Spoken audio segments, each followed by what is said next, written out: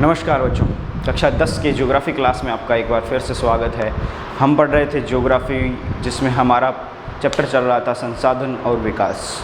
संसाधन और विकास के बहुत से आयामों को हमने पढ़ा है, बहुत सी चीज़ों को हमने पढ़ा है। अभी हमारा जो फोकस है वो एक मुख्य संसाधन भू संसाधन पर है, यानी हमारा जो पॉइंट चल रहा है, टॉपिक चल रहा है वो है भू संसाधन। भू संसाधन कह लीजिए, भूमि संसाधन कह लीजिए, और यह कितना महत्वपूर्ण है यह चीज़ हमने पिछली वीडियो में जानी। हमने पढ़ा इसके बारे में कि भू संसाधन जो है वो लिमिटेड है, सीमित है, इसको बढ़ाया नहीं जा सकता है, और जितना है उसका भी संपूर्ण रूप से उपभोग नहीं किया जा सकता है हम मनुष्यों के द्वारा, क्योंकि भू संसाधन के कुछ ऐसे भूभाग हैं जो बहुत ही दुर्गम हैं, जहाँ जीवन संभव नहीं है, या जीवन संभव है तो बहुत ही कठिनाइयों वाला दुष्कर जीवन वहाँ पर व्यतीत करना पड़ता है, जिसके कारण उनका उपभोग बहुत ही कम स्तर पर है। दूसरी बात हमारा है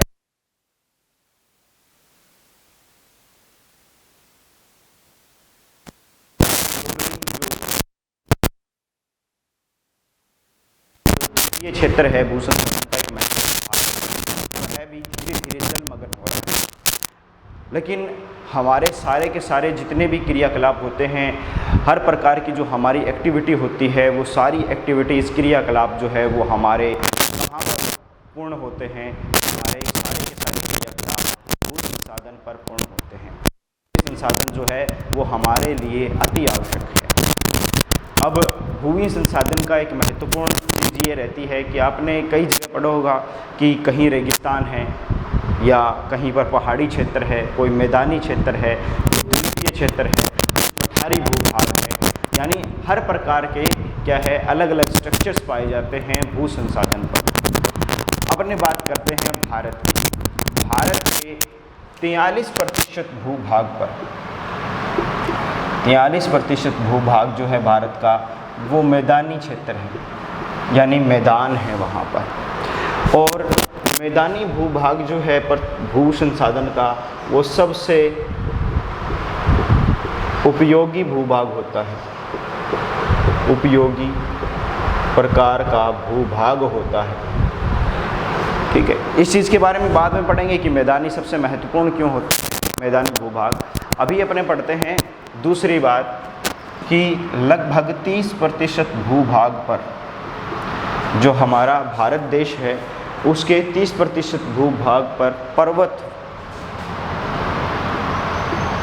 विस्तृत हैं, पर्वत पहाड़ विस्तृत हैं वहाँ पर, उनका भी उपयोग है, बताऊँगा मैं अभी। 27% भूभाग पर पठारी भूभाग है। ये चीज़ें आपने कक्षा 9 के ज्योग्राफी में पढ़ी हैं, इन चीज़ों के बारे में आपने पढ़ा है कक्षा 9 की ज्योग्राफी में। ठीक है, 43% मैदानी भूभाग। मैदानी भूभाग कितना महत्वपूर्ण है वो इस बात से अंदाज़ा लगाया जा सकता है कि सबसे ज़्यादा जनसंख्या घनत्व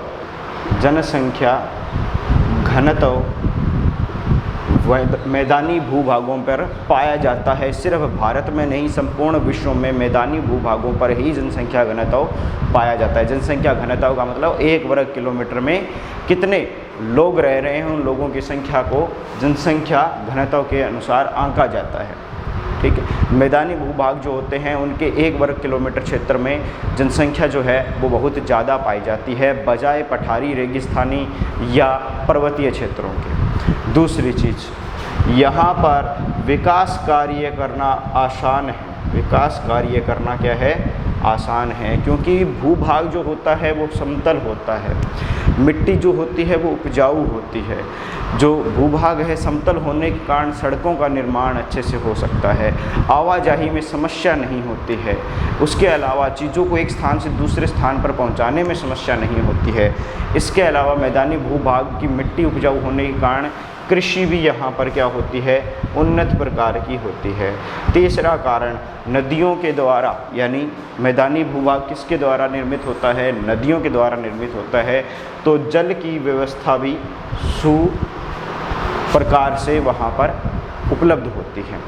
इसके अलावा जो कल कारखाने हैं उनके लिए कच्चा माल कारखाने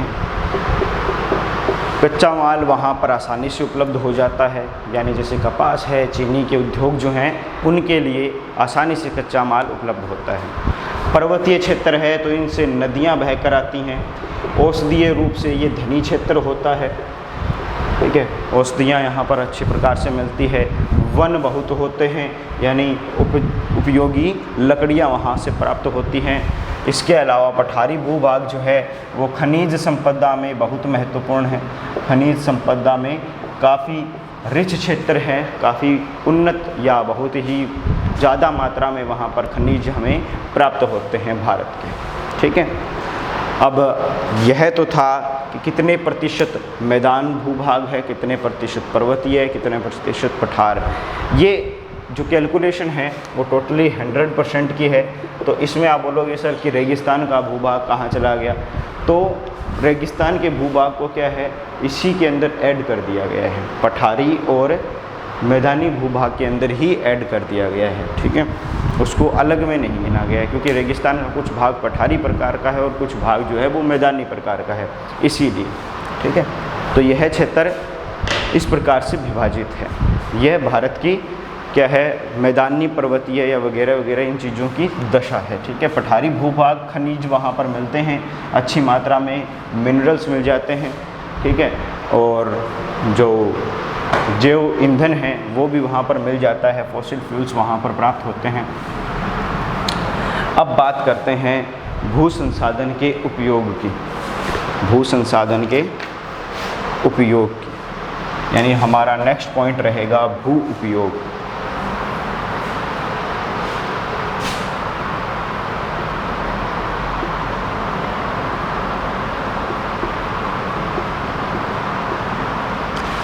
देखिए, इंसान जो है वो पैदा होता है तब से लेकर अपने स्कूल, अपने घर, अपने जो व्यापार है उसका या कोई कार्य वह कर रहा है, उन सभी चीज़ों में उसका कहीं न कहीं या लगभग 90% कार्य जो है वो ज़मीन से जुड़ा हुआ होता है। जो भू संसाधन है वो रोटी यानी भोजन, मकान, कपड़ा, इस प्रकार के जो आधारभूत आवश्यकताएं हैं, आधारभूत आवश्यकताएं, बेसिक नीड्स जो हैं व्यक्ति की आवश्यकताएं, आधारभूत आवश्यकताएं जो हैं मनुष्य की, उनके 95%, लगभग 95% आधारभूत आवश्यकताओं की पूर्ति किससे होती है? भू संसाधन से होती है। इंसान के आधारभूत 95% संसाधन या ज़रूरतें जो है वो भू संसाधन के द्वारा पूरी करता है। भोजन है तो क्या है हम ज़मीन पर से प्राप्त करते हैं, मकान बनाते हैं, कपड़ा है या और भी अन्य प्रकार की चीज़ें जो हैं वो हमारी भूमि से पूर्ति होती है। यानी हर कार्य में हम जो है वो भूमि के द्वारा अपने कार्यों की, अपने जीवन की पूर्ति या चीज़ों की पूर्ति करने में क्या है भू संसाधन का उपयोग करते हैं। अब जब बात आती है कि इतनी ज़्यादा मात्रा में भूमि का उपयोग है तो अपनों को क्या है इनको कैटेगराइज करना पड़ेगा, वर्गीकरण करना पड़ेगा कि भूमि संसाधन का उपयोग कितनी मात्रा में, या फिर अपने कहें कि भू संसाधन का उपयोग जो है वो किन किन क्षेत्रों में या किस किस प्रकार से होता है। एक चीज़ ध्यान में रखिएगा कि ये जो जितनी भी चीज़ें अपने अभी पढ़ेंगे वो टाइम टू टाइम उनके डेटा चेंज होते रहते हैं। जैसे अपने मान लीजिए पढ़ रहे हैं कि भू संसाधन का उपयोग वन हेतु होता है, तो वन कभी घटते रहते हैं, कभी बढ़ते रहते हैं। उनका प्रतिशत जो है, उपभोग का प्रतिशत जो है या उपयोग का प्रतिशत जो है वो घटता या बढ़ता रहता है, ठीक है। तो आप लेटेस्ट डेटा ही याद कर लीजिएगा, जो भू संसाधन या से जुड़े हुए उपयोगों के जो यूज हैं, उपयोग जो हैं उनके डेटा जो हैं वो लेटेस्ट याद कर लीजिएगा। अब है बात आती है अपनी भू उपयोग। भू उपयोग में सबसे पहला, जैसा मैंने लिखा था वहाँ पर, सबसे पहला उपयोग है वन। सबसे पहला उपयोग क्या है भू संसाधन का? वन है। वन का मतलब जंगल, फॉरेस्ट, आप सभी समझते ही हैं, ठीक है। उसके बाद है कृषि के लिए अनुपलब्ध भूमि। दूसरा उपयोग है कृषि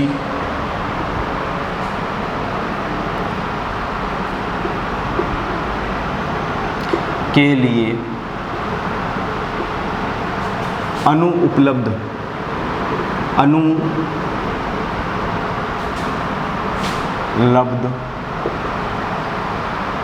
भूमि, यानी वह भूमि जिसका उपयोग कृषि हेतु नहीं होता है या कृषि के लिए वह उपलब्ध नहीं है, ऐसी भूमि या भू संसाधन का वह भाग जो भाग किसके लिए, कृषि के लिए उपलब्ध नहीं है, उस भूभाग को अपने क्या कहेंगे, कृषि के लिए अनुपलब्ध भूमि। ठीक है, दूसरा उपयोग ऐसा है। इसके अंतर्गत दो भाग आते हैं। ठीक है, एक तो आएगा अपना ए के अंदर आ जाएगा बंजर भूमि, यानी जो जमीन कृषि योग्य नहीं है, उपजाऊ नहीं है, वह भूमि जो है, या कृषि अयोग्य भूमि, या इसको क्या बोल सकते हैं अपने, जहाँ पर कृषि नहीं हो सकती है, कृषि अयोग्य भूमि।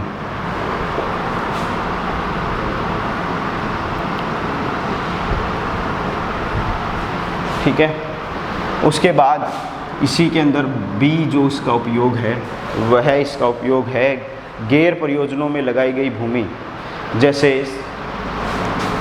गैर परियोजनाओं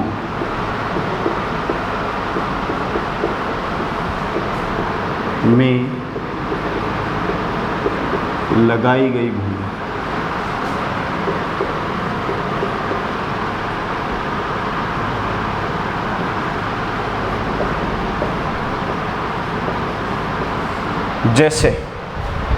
जैसे की बात करें तो अपने इसमें बहुत से एग्जाम्पल ले सकते हैं, जैसे बिल्डिंग्स हैं, इमारतें, सड़कें,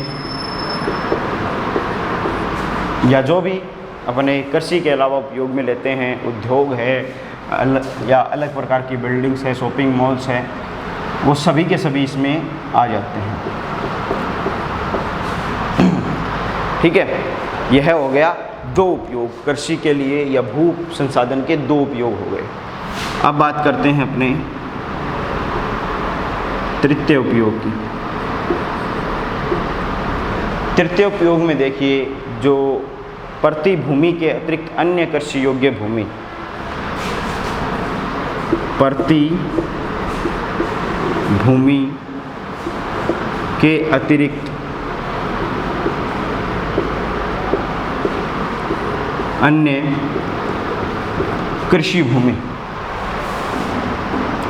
अन्य कृषि अयोग्य भूमि, अन्य कृषि अयोग्य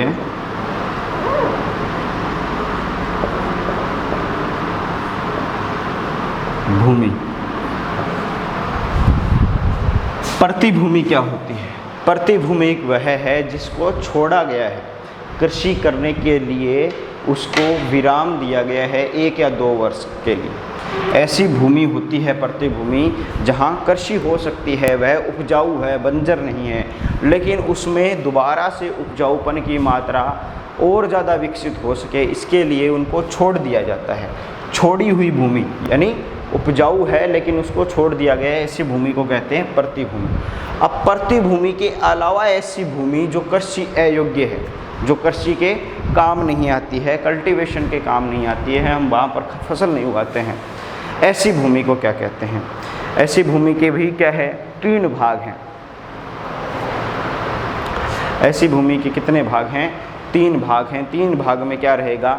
कर स्थायी चारागाह या अन्य गोचर भूमि, गोचर या चारागाह है,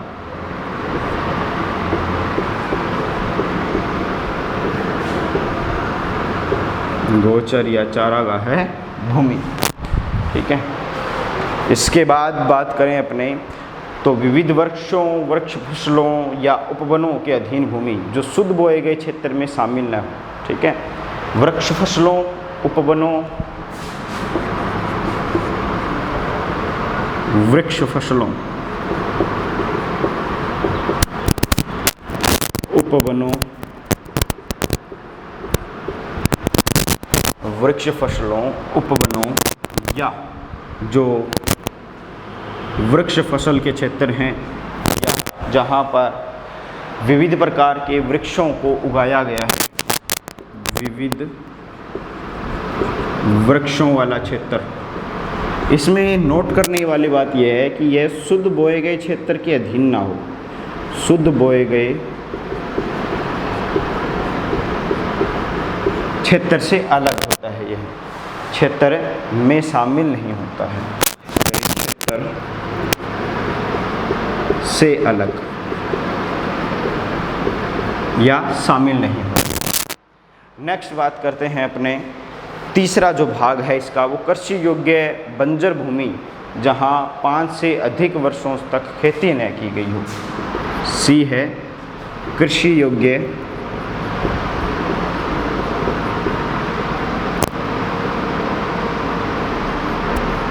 बंजर भूमि, जहाँ 5 वर्ष तक खेती न की गई हो, 5 वर्ष या से अधिक, 5 वर्ष से अधिक समय तक कृषि न की गई हो, से अधिक समय तक कृषि न की गई हो, नहीं की गई हो।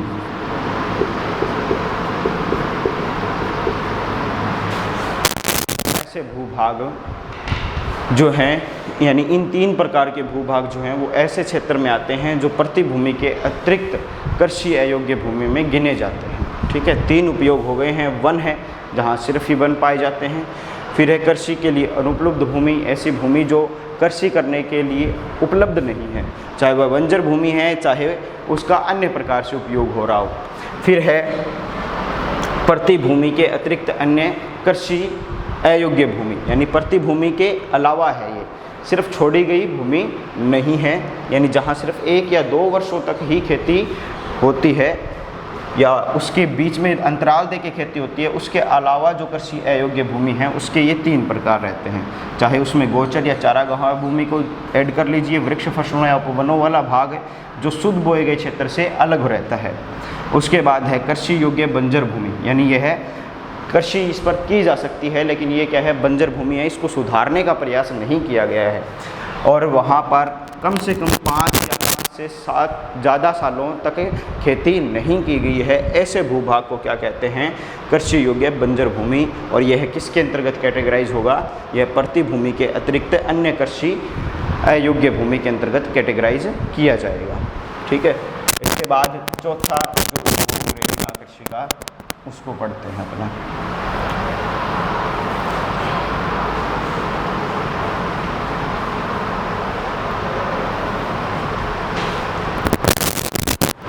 चौथे उपयोग के अंतर्गत आएगी हमारी प्रतिभूमि।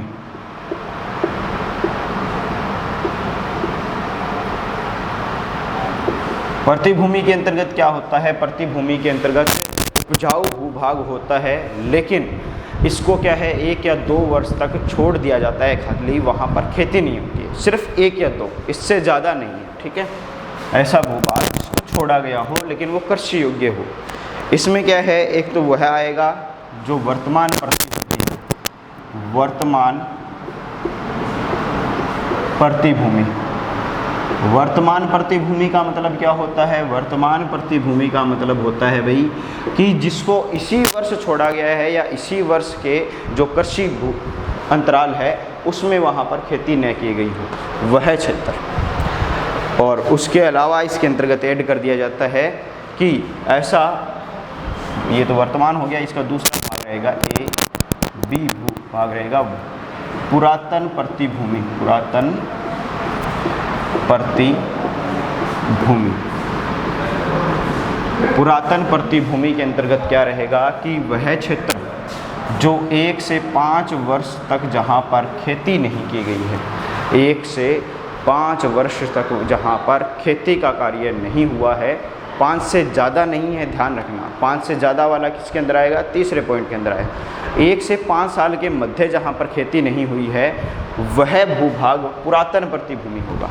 इसमें तो क्या है, इसी कृषि अंतराल में जहाँ फसल नहीं बोई गई हो, कृषि वर्ष में फसल नहीं बोई गई हो, वो वर्तमान प्रतिभूमि है जिसको अभी अभी छोड़ा है। ठीक है, इसी साल छोड़ा है जिसको, और पुरातन में क्या होगा, जिसको 1 या 5 साल के मध्य समय हो गया है उस पर खेती नहीं हुई है। ये 2 प्रकार की प्रतिभूमि होती है। फिर बात आती है अपनी 5 नंबर पॉइंट, शुद्ध बोया गया क्षेत्र। शुद्ध बोया गया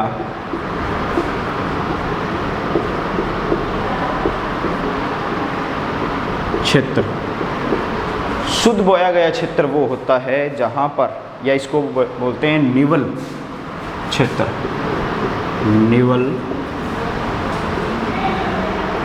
क्षेत्र यह वह क्षेत्र होता है जहाँ पर अभी कृषि वर्ष में एक कृषि वर्ष में एक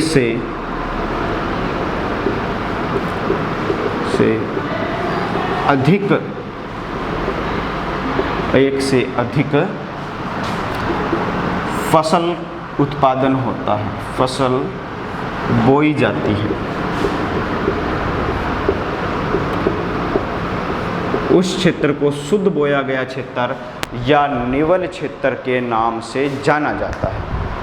ठीक है, यह रहेगा किसका, कृषि भूमि का, या कृषि भूमि नहीं, भूमि संसाधन का उपयोग। इसके अंतर्गत किन को पढ़ा हमने, पहला पॉइंट था हमारा वन। ठीक है, जो सिर्फ ही वन अधिकृत क्षेत्र है वहाँ पर किसी अन्य प्रकार का कार्य नहीं होता है। इसके अलावा कृषि से अयोग्य भूमि जो कृषि के काम नहीं आ रही है, इसमें 2 कैटेगरी रहेगी। एक तो बंजर भूमि जहाँ खेती की ही नहीं जा सकती है, दूसरा वो भाग जहाँ पर खेती तो हो सकती है, शायद खेती तो हो सकती है अगर वो बंजर नहीं है तो, लेकिन फिर भी वहाँ पर या तो बिल्डिंग्स बना दिए गए हैं, मकान बना दिए गए हैं, सड़कें बना दी गई हैं, पुल बना दिया गया है। पुल बनाने की तो ज़रूरत ज़्यादातर उन्हीं क्षेत्रों पर पड़ती है जहाँ कृषि की आवश्यकता नहीं होती, लेकिन ऐसी इमारतें या स्ट्रक्चर्स बना देने के कारण वहाँ पर खेती नहीं होती है, इसके कारण उस भूभाग को क्या कहा जाता है, कृषि अयोग्य क्षेत्र।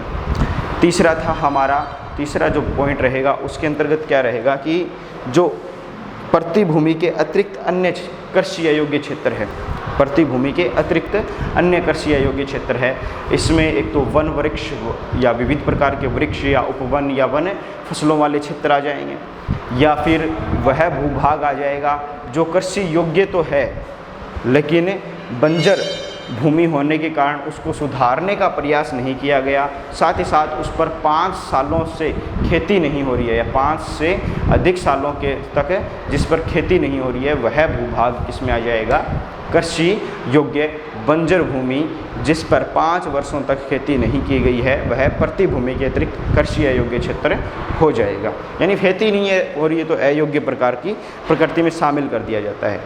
और इसके बाद बच जाता है वो है चारागाह है या गोचर भूमि जो होती है वह।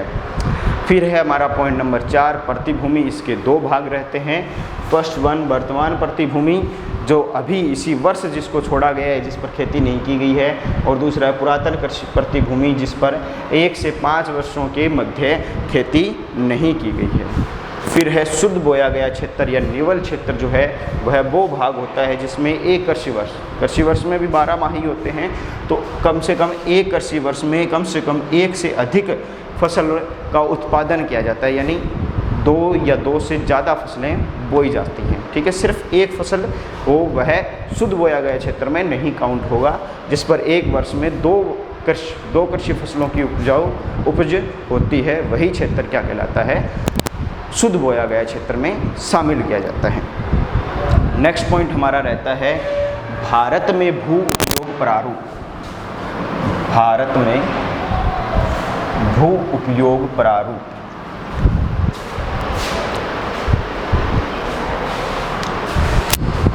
भारत में भू उपयोग प्रारूप को समझने से पहले हमें यह पता है कि जनसंख्या घनत्व, भौतिक कार्य, ये सभी प्रकार की चीज़ें किस पर घटित होती है, भू संसाधन पर होती है। ये चार्ट में बता चुका हूँ मैं।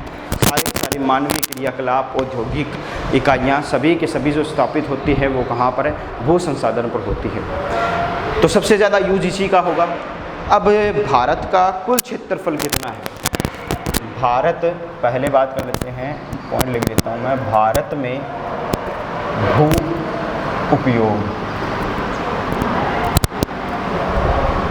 भारत में भू उपयोग की जब बात करते हैं अपने, तो भारत का कुल क्षेत्रफल, सबसे पहली बात कुल क्षेत्रफल, कुल क्षेत्रफल है 32.8 लाख वर्ग किलोमीटर।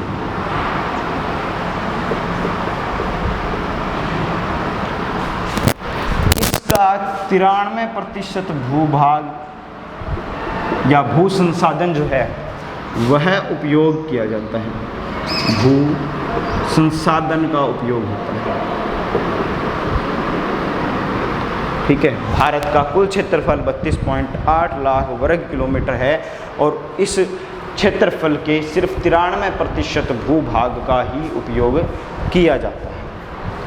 ठीक है, बाकी की नेक्स्ट चीज़ें जो है वो नेक्स्ट क्लास में अपने पढ़ेंगे कि कितनी मात्रा में कौन से भूभाग का उपयोग किया जाता है।